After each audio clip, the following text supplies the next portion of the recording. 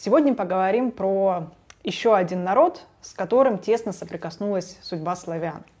Сегодня мы перемещаемся в VI век, если я не Да, ошибаюсь. для начала в VI. В VI век нашей эры и говорим про аваров. Вот, это, кстати говоря, самый многочисленный, если кто-то не знает, народ Дагестана. Народ, да. И, кажется, шестой по численности народ вообще Российской Федерации. Вот. Вся наша топонимика, вся наша история именно об этом и говорит. У них такая, значит, или вообще на Кавказе бытует такое мнение, что они являются потомками этих аваров, вот, которые образовали каганат. И правонаследный хунскому каханату и аварскому каханату именно аварский народ. Именно наша топонимика говорит об этом. Именно наше название говорит тоже об этом. Нам это название никто извне не дал. И наши населенные пункты никто не приходил там Хунзахам, Хунибам и так далее названиями, которые масса их здесь говорят об этом. Никто не приходил и не называл. Некоторые пытаются апеллировать к тому, что некоторая топонимика там на тюркский лад написано, там Авар-Ор, там Анди-Ор и некоторые другие места там. Ну, конечно, понятно, что в 19 веке, когда Российская империя шла сюда, они в виде толмачей, переводчиков там для себя, общение с курдскими народами, брали тех, кто был на равнине. На равнине, конечно, были тюркоязычные. И, естественно, они на свой лад обозначали, как они называют эти реки, и они записывались вот так. Вот и все, там, это об этом очень хорошо известно, и сами русские историки об этом говорят. Поэтому только авары Кавказа являются прямыми наследными хунам, аварам.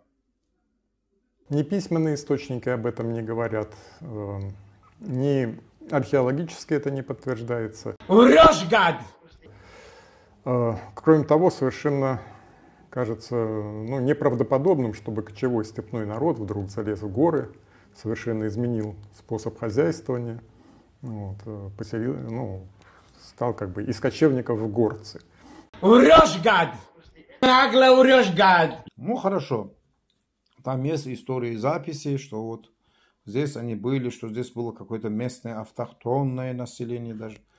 Вот поэтому здесь мы, скорее всего, имеем либо созвучие простое, либо, возможно, когда-то было некое протоплемя, протоавары, которое, возможно, разделилось, возможно, там их прародина где-то вот на Северном Кавказе, возможно, она была. Вот. Часть ушла, часть осталась. И со временем влилась в горские народы. Но они, когда смешались, переняли друг другу язык, культуру, кровь, они стали одним народом. И правонаследный хунскому каханату и аварскому каханату именно аварский народ. Именно наша топонимика говорит об этом. Воруют вашу историю, вы ничего детям не оставите. И мне пишут, ты не обращай внимания, да пошли вы вон. Вы прекрасно знаете, сами тюркские предания и так далее, записи говорят о том, что даже на Алтае они не коренной народ. Они пришли из глубин нынешнего там Китая, конкретнее более с Тибетского Нагорья на эти территории, на территории Минусинского вот этого вот впадины Южной Сибири. А оттуда уже процессы там истории, они были уже переселены на южные отроги Алтайских гор. А северные отроги Алтайских гор занимали совсем другие народы. То есть тот Алтай, который ныне в России, и тот Алтай, который ныне на территории Китая и Монголии. Это два разных места. Часть киргизская сака пришла на Алтай с племенем Ашина из Китая, как беженцы. Жили там в Уйгуре вместе с уйгурами. Далее, что мы имеем еще по этому фактору? Да, когда народы, в том числе и какая-то часть народа уходит в разные направления, да, и так далее, они по-любому перемешиваются с другими, какие-то культурные там или языковые, лингвистические особенности они принимают от других народов и так далее. Аварские воины шли в походы, они же не с женщинами шли, естественно, мужчины нужны женщины, они брали по своим потребностям женщин из покоренных народов, смешивались, естественно, и так далее. Эти моменты были, их никто не отрицает. Но нужно понимать, что они всегда возвращались в свой центр. Центр всегда был на Кавказе. Далее, точно так же возвратились и хуны, они создали, именно сюда пришли, отсюда они пошли в Европу, и Атилла, и все прочие правители. И впоследствии и имперские авары с Дальнего Востока, которые пришли, они пришли через территорию Кавказа, через Абхазию, за ним даже тюрки организовали огромную по своей численности армию в 300 тысяч человек. И в основном там представители моего рода, Шах Муцалхан Серир Аварских, который был известен на Кавказе, в Дагестане. Мои предки, по сути, владели и царством Серир, раньше так назывался Дагестан, и позднее, когда территория уменьшилась, Серир перевоплотился в Аварское ханство.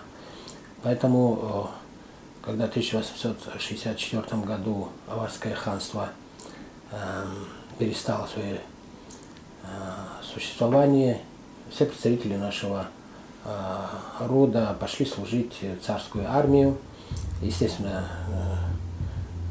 это занятие мужское. Это давало возможность им определенным образом самореализоваться, естественно, получать чины, определенные привилегии, дворянские титулы и так далее. И поэтому представители именно этой военной элиты, начиная с середины XIX века, практически до 17 года, до так называемой Октябрьской социалистической революции, мужская часть моих предков практически все были офицерами царской армии и дослужились до полковников и до генералов. Только авары Кавказа являются прямыми наследными хунам, аварам.